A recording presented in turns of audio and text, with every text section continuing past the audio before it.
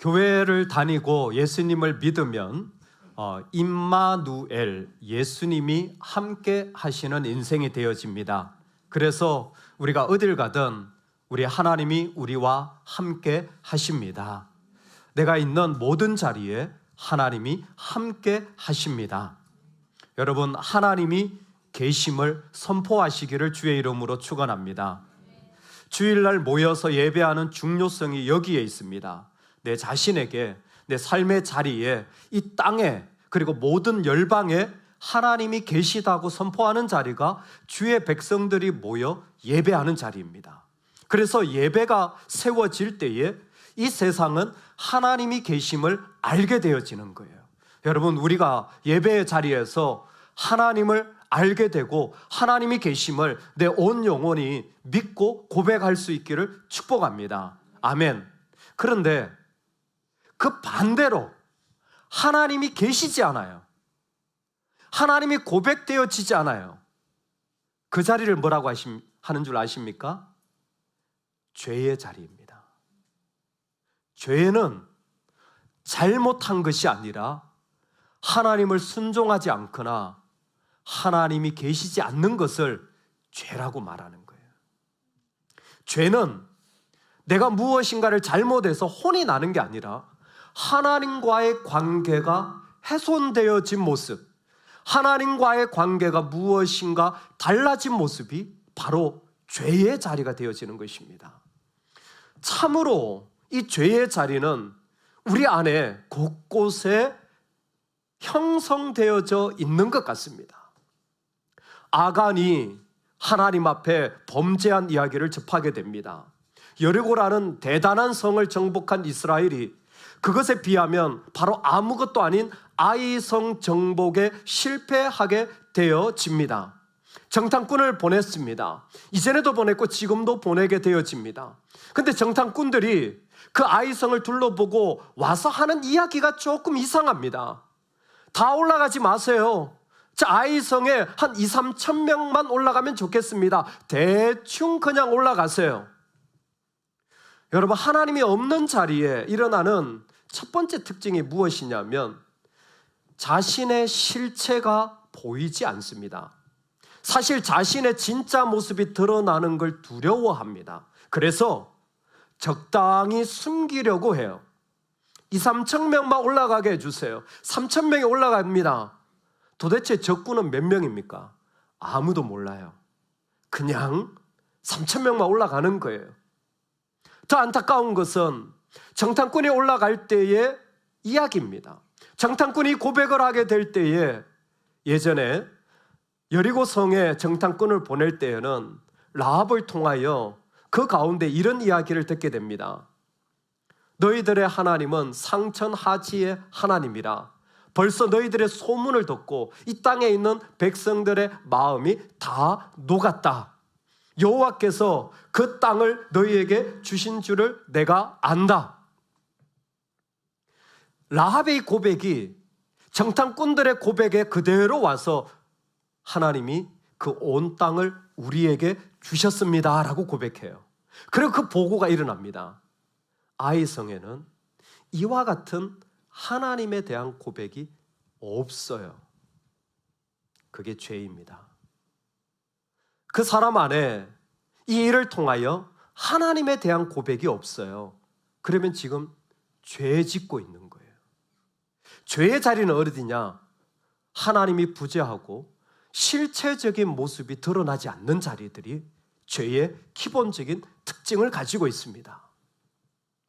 하나님이 보여지지도 고백되어지지도 않는 이야기들이 정탐꾼으로 말미암아 시작되어져서 올라갑니다.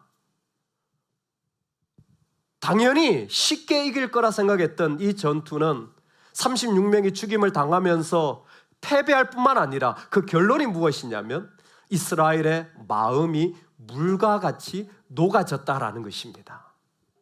사실 하나님을 들었을 때 그 땅에 있는 백성들, 가나안 백성들, 그곳에 있는 그 수많은 왕들이 다 마음이 물과 같이 녹아졌는데 이번에는 이스라엘의 마음이 물과 같이 녹아지게 되어진 것입니다.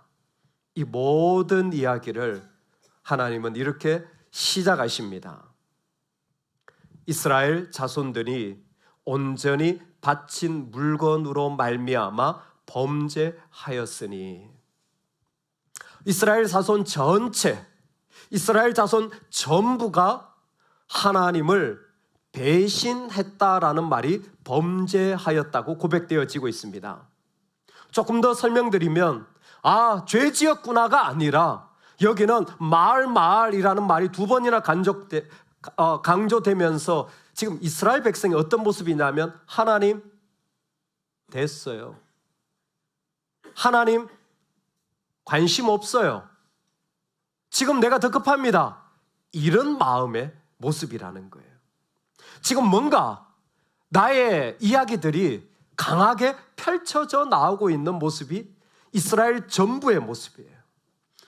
중요한 것은 이스라엘 전부가 배신한 이 이유는 한 사람, 아간의 범죄 때문이라는 것입니다. 이 아간이라는 사람이 유다 지파에 속해 있는데, 그 모든 물건들 가운데 시날산의 아름다운 외투와 금 50과 은 200세겔을 자기가 숨겨가지고 밑에다 그냥 넣어놓게 되어집니다. 자기가 가지길 원했던 것이죠. 여러분, 중요한 흐름이 지금 흘러가고 있습니다. 이것이 타락했다, 저것이 뭔가 은혜가 없다, 저것에 뭔가 좀 생명이 안 자라고 있다. 여러분, 그와 같은 일들의 깊은 속에는 뭐냐면 개인적인 죄의 자리가 있다는 거예요. 어디 가정에 은혜가 없고 어떤 일들의 실패가 되어질 때, 여러분, 그것은 단순히 그것의 문제가 아니라 이스라엘의 배신은 개인의 범죄로 지박되어지고 있다는 것입니다. 이 죄는 어디서 일어나느냐?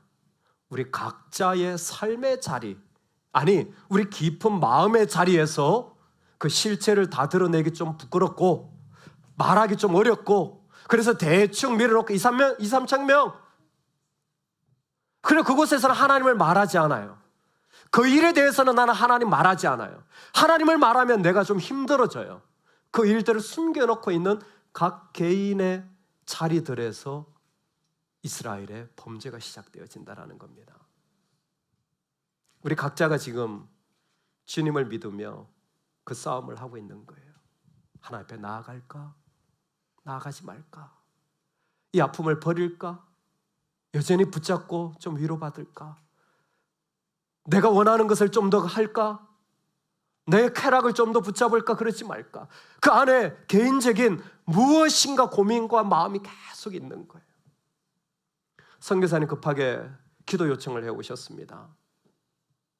교회에 위스덤이라는 학생이 예배를 나와요. 근데 이 친구가 금요일 기도회도 나옵니다. 참 감사하죠. 금요일 밤에 기도를 하는데 이 친구가 하는 역할이 뭐냐면 연주를 하는, 북을 연주하는 역할을 해요. 근데 어느 날 보니까 자꾸 예배를 늦어요. 그래서 위스덤, 예배를 늦지 마라, 예배를 좀 시간을 지켜서 와라. 뭐 금요일 오는 것만 해도 학생이 대단하지만 그래도 선교사님은 또 훈련을 시켜 나가는 거예요. 근데 어느 날 보니까 아예 완전히 늦게, 그렇게 얘기를 했는데도 늦게 와서 왜 늦었니? 그랬더니 말은 안 하고 자꾸 주변을 살펴요. 근데 애의 얼굴이 상해 있어요. 아버지가 모슬림입니다. 엄마가 두 번째 부인이에요. 제가 그 집에 갔었어요. 남편이 들어오기만 하면 부인을 패요. 이유도 없어요. 두 번째 부인이에요. 첫 번째 부인은 또 다른 곳에 있어요. 그냥 패는 거예요. 그냥 때리는 거예요. 근데 그거를 누가 뭐라고 하지 않아요. 정말 더 나쁜 것은 생활비도 전혀 주질 않습니다. 아이가 몇 명이 있는데 그 아이를 이 여성 혼자서 어떻게 해서든 먹여 살리는 거예요. 그래서 선교사님이 막 없는 일을 만들어요. 뭐 문지기가 필요가 없는 문지기 하라 그러고, 뭐 없는 일을 만들어서 일감을 주고 생활을 하게끔 계속해서 돕는 거죠. 근데 이 녀석이, 그 아이가 자랐어요. 좀 크니까 무슬림들이 뭐가 있냐면 방과후 학교가 있어요. 다라라고 해서 학교가 마치잖아요. 그러면 애들을 전부 모스크에 데려가가지고 코란 교육을 시키는 거예요. 이슬람이 되게 무섭습니다. 제가 그 큰 모스크에 갔더니요, 와, 대단하더라고요. 자원봉사, 우리로 치면 집사님 같은 분들이죠. 의자 쫙 깔아놓고 그 앞에 애들이 전부 한 명씩 앉아가지고 전부 코란을 개인적으로 배우고 있어요. 그게 매일 반복되는 일이에요. 근데 얘가 감사하게 예수님을 믿은 거예요. 그러니까 그 코란을 배우는 자리에 가기 싫은 거예요. 그래서 싫고 예배를 가고 싶은데 예배만 가면 아버지가 두드려 패는데 보니까 이제 심해진 거예요. 그 다라에는 가지 않고 코란 배우는 데 가지 않고 자꾸 주일날 예배 가는데 얘는 목숨 걸고 오는데 손이 다 퉁퉁 붓고 다리가 다 퉁퉁 부었어요. 애를 얼마나 팼는지. 거기에 제목이 그거예요. 위스덤의 외로운 싸움. 자기 엄마도 자기를 보호해 주지 못해요. 자기 누나도 자기를 보호해 주지 못해요. 그 사회가 그 아이를 보호해 주지 못해요. 국가가 그를 지켜주지 못해요. 그 몇 살 안 된 아이 혼자 오롯이 예배 한 번을 가기 위하여 싸워야 하는, 온몸이 맞아가며 부딪혀가며 눈치를 살피며 와야 하는 예배의 싸움을 선교사님은 위스덤의 외로운 싸움이라고 붙였더라고요. 이 아이를 위해 기도해 주세요. 혼자 싸워가고 있습니다. 여러분, 우리 삶의 신앙의 자리를 걸어가다 보면 꼭 이와 같은 자리가 있어요. 누가 아닌 내가 하나님 앞에서 결단하고, 아니 이게 과연 하나님의 기쁨인 걸 알면서도 어쩔 수 없이 나아가야 하는 자리들의 두려움과 어려움, 그곳에 나를 맡기기에는 너무 그 파도와 어려움이 커서 감당할 수 없는 쉽지 않은 자리들을 싸워가는 그 개인적인 자리, 지금 바로 그 자리가 일어나고 있다는 것입니다. 아간을 통해 하나님은, 죄는 하나님 없음인데 그것은 한 사람 안에 일어나고 있다는 거예요. 누군가가 아니라 한 사람 안에 일어나고 있다는 거예요. 그 마음 안에 그 하나님에 대한 고백이 없어지고 있다는 거예요. 아간이 그건 무슨 죄를 저질렀게요? 온전히 바쳐져야 할 전리품을 도둑질한 것입니다. 온전히 하나님께 드려져야 할 그 중에 일부를 도둑질한 거예요. 아, 도둑질이 죄구나. 아닙니다. 그거는 우리 교회 레인보우 유치부 수준이에요. 여러분, 도둑질이 죄가 아닙니다.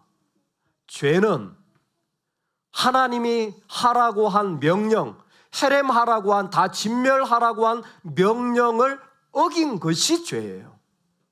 분명히 하나님의 것이어야 하는데 어떤 이유 때문인지 이 아간은 그 언약을, 그 명령을 깨트리는 것입니다. 하나님은 지금 그것이 단순히 물건을 도둑질한 것이 아니라 하나님에 대한 배반이라고 말하는 것입니다. 죄는 내 잘못을 찾는 게 아니라 하나님과의 관계 속에서 하나님의 어떤 원하심과 명령이 내 안에 이루어지지 않는 모습이 그 안에 일어나고 있다는 것을 말씀하여 주고 계시는 것입니다. 아간은 지금 그와 같은 일들을 하나님 앞에 행하고 있다는 거예요. 유다 지파 세라의 증손 삽디의 손자 갈미의 아들 아간이 온전히 바친 물건을 가졌습니다. 여호와께서 이스라엘 자손들에게 진노하시니라.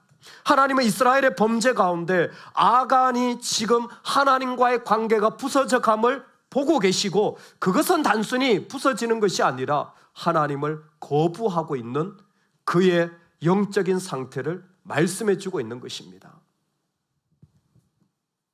왜 이런 개인적인 하나님을 거부하고 거절하는 일들이 일어나는 것입니까? 왜 이와 같은 일들이 아간의 마음에 일어나는 것일까요? 내가 노력한 물건 중에 시날산의 아름다운 외투한벌과 은 200세겔과 그 무게가 50세겔 되는 금덩이 하나를 보고 탐내어 가졌나이다.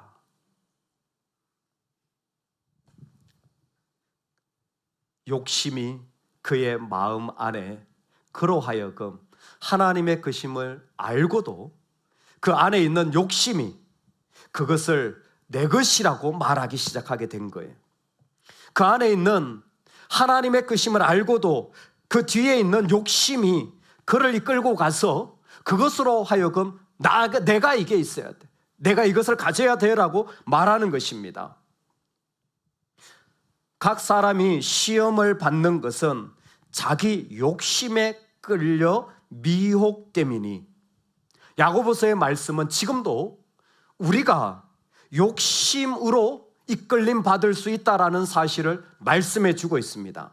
욕심이 우리를 이끌고 있을 때 그 욕심이 잉태한 즉 죄를 낳고, 죄가 장성한 즉 사망을 낳게 되어지는 것입니다. 마샬 로젠버그가 비폭력 대화라는 너무 유명한 책을 썼는데요, 사람들의 대화 가운데 폭력적이지 않은 대화를 하라는 거예요. 여러분 아세요? 말이 폭력이 되고 있는 시대입니다. 요즘 자꾸 쿨하다고 말하더라고요. 쿨해서 자기 생각을 여과 없이 말하는 게 박수 받는 시대입니다. 여러분, 내가 말한 게 솔직하게 말해서 다 좋은 게 아니에요. 그게 상대방의 감정을 상하게 하면 그건 공격하는 행위입니다. 그건 그 사람에게 주먹을 휘두르는 행위예요. 나는 보이는 대로 그대로 말합니다. 그런데 그게 상대방을 마음 상하게 한다면 그거는 상대방에게 공격하고 있는, 주먹을 휘두르는 폭력이라는 거예요. 근데 로젠버그가 그의 책에서 아주 중요한 얘기를 했어요. 사람이 그렇게 공격하는 말을 하지 않고 대화를 할 수 있다는 거예요. 서로 그렇게 적대적이지 않고 대화할 수 있는 비폭력 대화가 가능하다는 것입니다. 어떻게 가능합니까? 그 사람이 가지고 표현하는 감정 뒤에 욕구가 있다는 걸 보라는 거예요. 감정, 그러나 그 뒤에 욕구가 반드시 있다는 거예요. 예를 들어서 좀 집을 치워놓지, 지금까지 뭐 했어? 집에서 놀고 이런 것도 안 해놓고, 이렇게 짜증을 내고 화를 내는 감정은 어디에서 나왔냐면 이 사람 안에는 욕구가 있는 거죠. 내가 왔을 때 집이 정리되어 있기를 원하는 욕구가 있다는 거예요. 그 욕구를 알아주라는 겁니다. 할렐루야. 여보, 당신이 집에 왔을 때 집이 깨끗하게 되기를 원하신다는 말이군요. 알았어요. 이렇게 대화하면 싸울 일이 없어요. 근데 나보고 논다고? 네가 살림해봐! 이러면 이제 폭력이 커지는 거죠. 제가요, 그 책을 읽으면서 너무 놀랐어요. 이 사람 크리스찬인가? 이 사람 예수 믿나? 왜요? 사람의 감정 이면에 욕심이 있거든요. 성경이 말하고 있어요. 그리고 그 욕심이 그를 이끌고 갑니다. 왜 죄가 일어나냐고요? 욕심이 그를, 신의 산의 아름다운 외투에 대한 내 것이라는 이 욕심이 그를 이끌고 가고 있어요. 나도 이 정도 인정받아야 돼. 나도 이 정도는 있어야 살아. 나는 이렇게는 못 살아. 그 욕심이 그를 이끌고 가는 모습이 죄를 짓게 만들어버린 거예요. 그 자리가 범죄가 되어지는 거예요. 여러분, 욕심이 이끌려 가기 시작하면 그거 있으면 살 것 같죠? 아니요. 13절에 보면 원수 앞에 능히 나설 수 없게 되어져요. 욕심이 이끌리는 그리스도인들은 하나님을 온전히 사랑하지 못하기 시작합니다. 다 느껴요. 하나님을 온전히 순종하지 못해요. 하나님 앞에 나아가는데 자꾸 멈춰져요. 처음에는 좀 가는 것 같아요. 근데 있잖아요, 욕심이 있는 사람은 반드시 한 걸음만 내디디면 멈추게 됩니다. 심지어 어떤 사람은 이 욕심이 안 버려지는 사람은 돌아서요. 그래서 내 욕심을 채우는 자로 다시 가요. 이게 끊임없이 반복인 사람들이 있어요. 2걸음 간 것 같았어요. 하나님을 사모하고 은혜도 받고 한 것 같았어요. 근데 있잖아요, 욕심이 버려지지 않자 하나님 앞에 온전한 마음으로 걸어가지 못하는 상태가 되어져 버린 거예요. 그 사람 얘기를 해보십시오. 하나님에 대한 고백이 없어요. 확실합니다. 그리고 자꾸 자신에 대해 얼부물어요. 내 안에 있는 욕심이 들통날까 봐, 내 안에 있는 현재 영적인 상황이 드러날까 봐 자꾸 얼버무려요. 그리고 누군가를 탓하기 시작합니다. 대표적인 게 하나님 탓, 사람 탓이에요. 범죄가 그 안에 일어나고 욕심이 이끌고 가면 대표적인 게 하나님 탓이고 사람 탓이에요. 그래서 의외로 인간은 하나님을 대적하고 반대하는 말을 생각보다 많이 합니다. 하나님의 계획을 신뢰한다는 말을 교회에서 쓰지만 실제적으로 그 안에 들어가 보면 하나님의 계획을 신뢰하지 않아요. 오히려 하나님에 대한 원망, 사람에 대한 원망이 그 안에 나오기 마련이에요. 여호수아가 이 범죄에서 그래서 이 전쟁에 패한 것을 인하여 그가 하나님께 나아가는 자리는 하나님에 대하여 원망하는 기도를 하나님께 올려드리게 되어집니다. 그 백성들의 마음이 물같이 녹았을 때 이르되 슬퍼도소이다 주 여호와여 어찌하여 이 백성을 인도하여 요단을 건너게 하시고 우리를 아모리 사람의 손에 넘겨 멸망시키라 하셨나이까. 요단 저쪽을 만족하게 여겨 거주하였다면 좋을 뻔하였나이다. 이게 여호수아의 수준이에요. 여호수아는 7장까지 지금 이런 모습으로 보여줘요. 자기 안에 이스라엘의 범죄의 영향력이 그대로 와서 하나님을 탓하고 누군가에 대한 원망으로 살아가요. 이건 죄의 자리입니다. 여러분 잘 구별하십시오. 그 사람 이면에 욕심이 그를 이끌고 가고 있는 거예요. 근데요, 똑같은 장면이 출애굽기에서 모세한테도 일어났습니다. 이스라엘 백성에게 어려움이 당하고 그들이 모세를 불평하고 야 우리를 광야에서 죽이려고 하느냐. 그때 모세는 어떻게 하는 줄 아세요? 하나님께 기도합니다. 하나님의 이름이 땅에 떨어지게 됐습니다. 이방 족속의 하나님을 우습게 여깁니다. 하나님의 이름을 위해서라도 우리를 건져 주십시오. 우리를 용서하여 주십시오. 그 죄가 드러나면 사람과 하나님에게 원망하고 탓하게 되어져 있어요. 죄는 반드시 하나님과의 관계를 어떤 형태로건 멀어지게 만들어요. 놀라운 건 죄의 결과입니다. 아간의 범죄가 우리한테 가르쳐주는 건 그 죄의 자리는 반드시 이러한 결과를 만드는데 첫 번째는 개인의 범죄지만 그 가족이 병든다는 거예요. 공동체가 무너진다라는 겁니다. 그 한 사람이 잘못한 것 같지만 아간에 대한 범죄의 심판은 그 집안 전부에게 행하게 됩니다. 그의 아간을 잡고 그의 아들들과 딸들과 소들과 낙이 장막에 속한 모든 것을 이끌고 아골 골짜기로 가니라. 아간이 범죄했어요. 아간이 숨겼어요. 근데 아간의 온 가족, 그의 아들, 그의 딸들, 심지어 그의 장막에 속한 노예, 그의 속한 심부름꾼, 그의 부모, 그의 친척, 장막에 속한 모든 사람들을 다 아골 골짜기에서 죽이라는 거예요. 아니, 저 사람이 범죄했는데요. 예, 범죄의 한 사람의 죄의 결과는 그 사람이 그곳에서 돌이키지 않을 때 은근슬쩍 함께 동참하게 되어진 그 모든 사람들이 영적으로 하나님 앞에서 다 멀어지게 만드는 거예요. 여러분, 우리가 하나님 앞에 설 때에 기억하십시오. 적은 누룩이 온 덩이에 퍼져나갑니다. 내가 믿음으로 결단하지 않은 것, 내 자녀가 고통당하는 거예요. 그러면 부모님의 그 잘못이 자녀에게 저주를 임하느냐? 그렇진 않아요. 그러나 우리의 욕심과 죄는 하나님의 영광을 누려야 될 우리 온 가족을 병들게 만들어버려요. 그래서 한 사람이 범죄하는 게 무서운 겁니다. 이상하게 은혜의 영향력은 미미해요. 은혜로 나아가는 일들은 너무 작아요. 근데 죄의 일들은 온 곳에 쉽게 다 퍼져나가요. 당연히 그렇게 해야 된다고 생각해요. 당연히 그런 모습으로 이루어져야 된다고 말해지는 것입니다.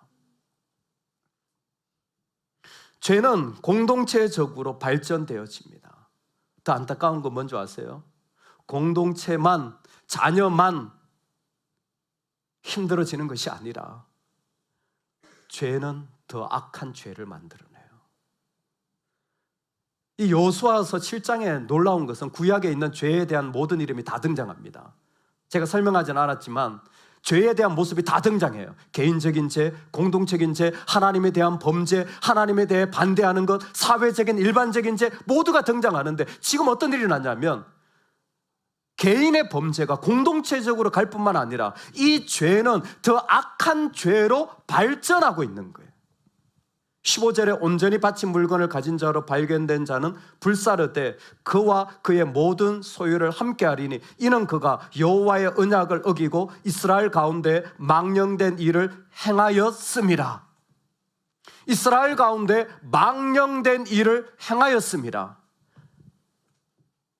하나님을 무시하고 하나님에 대하여서도 악해진, 하나님이 말해도 반응이 없는 사악한 모습으로 이 사람은 가게 되어졌습니다. 그 맹목적인 죄를 네발라라고 하는데 이건 기억할 거 없고요. 그것의 원래 모습이 나발이에요. 지금 이스라엘이 아간으로 말미암아 걸어가게 된 모습이 뭐냐면 나발이라는 겁니다. 여러분, 나발 하면 혹시 들어보신 적 있으세요? 나발? 다윗이 광야에 있을 때에 정말 그 광야에 쉽지 않은 자리였지만 그 나발이라는 사람이 거기에서 살면서 적의 공격을 받고 외세 침입을 받을 때 다윗이 지켜줍니다. 군대도 보내서 울타리 역할을 해주고 어려운 일들이 있으면 막아주고 하는 일들을 해요. 그런데 어느 날 축제가 있는 절기에 이 다윗이 그 나발의 집에 수하들을 보냅니다. 야, 그 집에 가서 좀 먹을 것 좀 얻어와. 우리가 광야에 먹을 것이 없잖아. 그래도 우리가 좀 도와줬으니까 뭔가 먹을 것을 나눠줄 거야 했는데 나발이 뭐라고 하는 자예요? 나발이 나발스럽게 말해요. 나발이 어리석다라는 말인데 나발이 그 다윗을 향하여 뭐라고 말하냐면 다윗은 누구며 이새의 아들은 누구냐? 요즘 각기 주인에게서 억지로 떠나는 종들이 많도다. 다윗 누군데? 난 이새의 아들 모르겠다. 걔 도망친 노예잖아.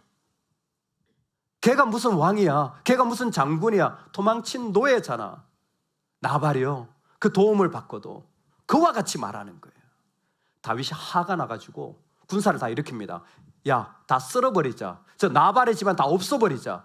그랬더니 그 소식을 들은 그의 부인 아비가일이 급하게 음식을 싸들고 달려와가지고 다윗에게 가서 말합니다. 내 주여, 이 불량한 사람 나발을 개의치 마소서. 그리고 하는 말이 유머입니다. 완전히 그의 이름이 그에게 적당하니 그의 이름이 나발이라. 그 나발인지 모르나? 그의 이름이 나발이라. 그는 어리석은 자니이다. 나발이란 말이 어리석다라는 말이에요. 여러분, 우리가 어리석다고 할 때는 에휴 바보다 이런 말 같이 들리죠. 아니요, 악해도 이렇게 악할 수가 없다는 거예요. 하나님이 말해도 하나님도 안 듣는 사람이에요. 죄가 더 깊어진 모습이에요. 놀라운 건 있잖아요. 시편에서 이렇게 말합니다. 어리석은 자는 마음에 이르기를 하나님이 없다 하는도다. 그때 어리석은 자가 나발이에요. 즉 지금 무슨 얘기가 오고 가고 있냐면 이스라엘 안에 아간의 마음 안에 하나님이 없어요. 여러분, 하나님 계세요? 여러분, 하나님 나한테 말씀하시고 하나님 원하는 것이 내 안에 이루어지세요? 하나님 원하는 걸 알면서도 지금은 아니에요. 나도 힘들어요. 안 될 것 같아요. 다음에요. 내가 이만큼 생기면 그 다음에 할게요. 나발이에요, 나발. 나발의 모습이 이스라엘에 세워지게 되어진 거예요. 여러분, 오늘 우리가 살아가는 일들에 나발과 같은 일들이 일어나게 되어지는 거예요. 뭐예요? 하나님이 없는 거예요. 하나님이 없게 되어진 거예요. 오늘 우리가 살아가는 자리에 하나님이 없게 되어진 모든 자리들에서 기도하시기를 주의 이름으로 축원합니다. 여러분, 정직하게 하나님을 고백하는 일들이 우리 안에 일어나기를 주의 이름으로 축복합니다. 우리 6절 말씀 다 같이 한번 읽어보고 말씀을 맺겠습니다. 6절입니다. 오늘 말씀 6절입니다. 시작. 여호수아가 옷을 찢고 이스라엘 장로들과 함께 여호와의 궤 앞에서 땅에 엎드려 머리에 티끌을 뒤집어 쓰고 저물도록 있다가. 아멘.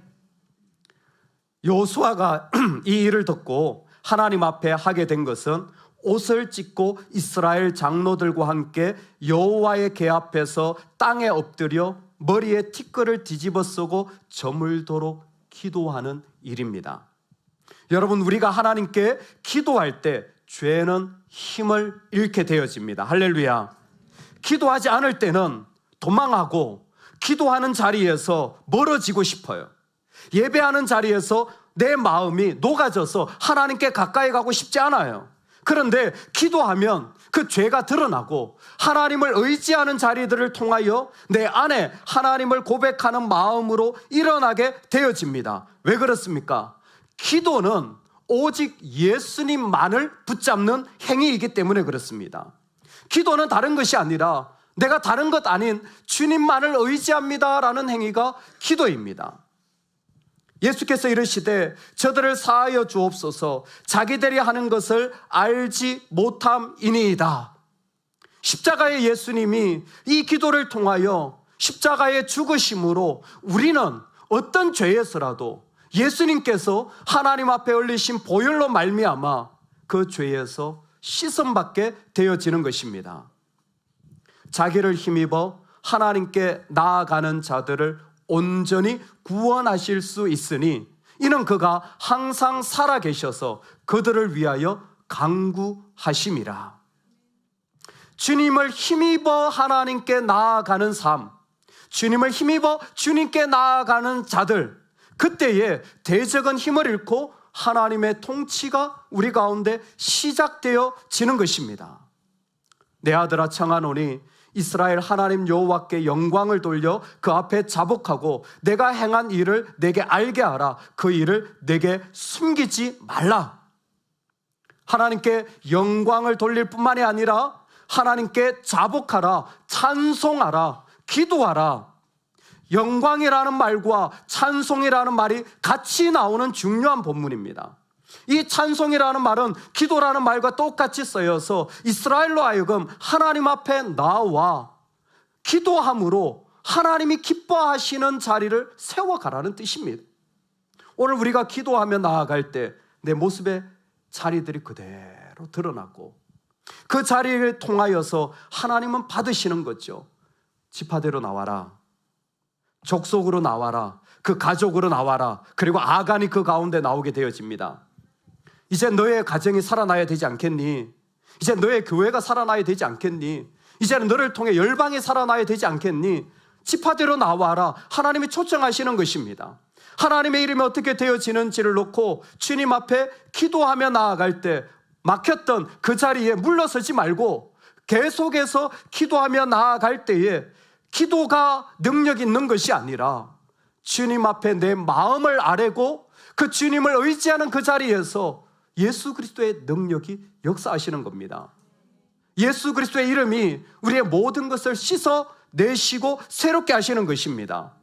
오늘 우리가 주님 앞에 나아가 기도하는 그 모습이 하나님이 원하시는 아름다움의 자리입니다. 아프리카에서 스코틀랜드에서 아프리카로 선교사로 가신 한 선교사님이 본국으로 돌아와서 보고를 합니다. 근데 사역도 시원찮았고 본국에 왔는데 사실 환영해 주는 사람도 별로 없는데 한 교회에 가서 집회를 합니다. 초청을 받아 메시지를 전하는데 아이고야, 그날따라 비도 많이 오고 날씨도 좋지 않아요.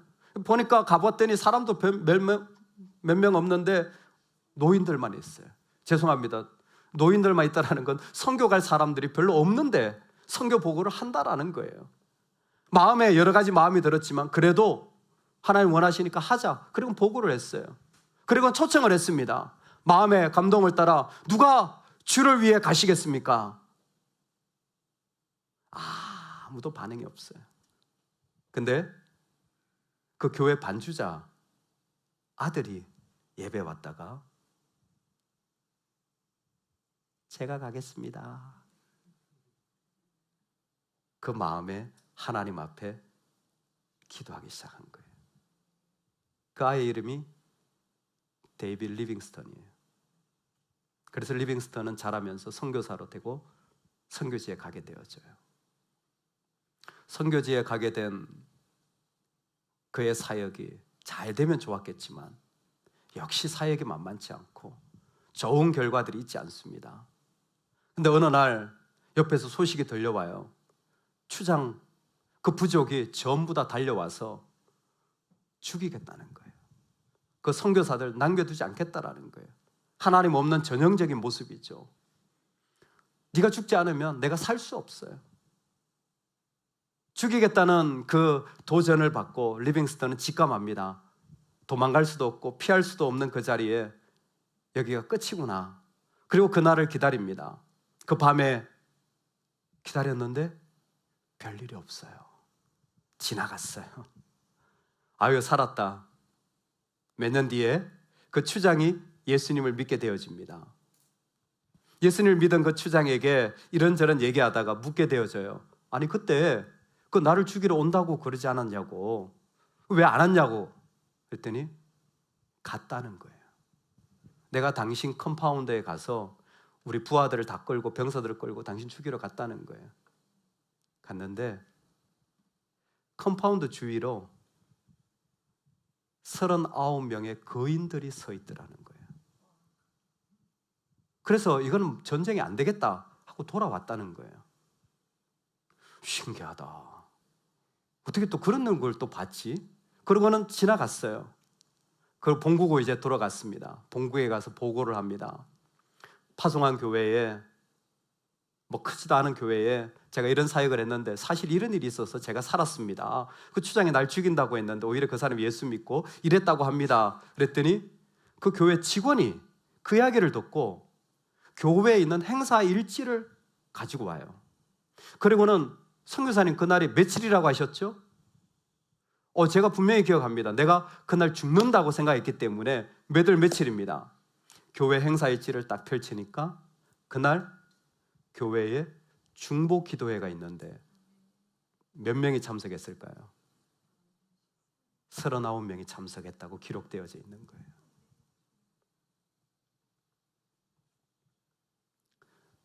여러분, 우리 안에 수많은 죄의 자리들이, 하나님 없는 마음들이 곳곳에 일어나고 있습니다. 그게 우리 각자의 마음속에 일어나고 있는 현재의 모습입니다. 그 모습 속에서 우리는 하나님을 예배하며 나아갑니다. 무슨 기도를 할까요? 저를 따라 하겠습니다. 주의 말씀이 내 안에 이루어지기를 원합니다. 여러분, 주님께 도움을 구하시기 바랍니다. 내가 주께 범죄하지 아니하려 하여 주의 말씀을 내 마음에 두었나이다. 이스라엘의 범죄가 개인의 범죄 때문이었어요. 그 한 사람의 옳지 않음이 그 가운데 있었지만 이 말씀의 끝은 8장 마지막입니다. 에발산에 이스라엘 모두가 가서 새 연장으로 다듬지 아니한 새 돌로 만든 제단을 세우고 그곳에서 율법책을 낭독합니다. 그리고 그 마지막에 이렇게 기록되어져 있습니다. 낭독하지 아니한 말이 하나도 없었더라. 내게 주신 하나님의 말씀이 내 안에 다 이루어지는 모습이에요. 개인적인 외로운 싸움을 하는 갈등과 어려움들이 있는데 낭독하신 말씀이 다 그대로 이루어지는 것입니다. 오늘 주님 앞에 나아가는 여러분, 하나님 앞에 죄의 자리 우리 가운데 있습니다. 그러나 주님으로 이겨나가기를 소망합니다. 요즘 목사가 설교를 이런 거 못해요. 아마 조금 더 지나면 이제 강대상에서 이런 설교는 하나님의 살아계심과 죄에서 돌이키라고 말하는 일들은 사라질 것 같은 예감이 많이 듭니다. 왜냐하면 이런 설교는 사람들이 화나거든요. 기분 나쁘거든요. 자존심 상하거든요. 이 설교를 할 수 있어서 감사합니다. 그리고 우리 안에, 우리 깊은 그곳에 주님의 이야기가 하나도 남김없이 이루어지는 복이 있기를 간절히 축복합니다. 아멘.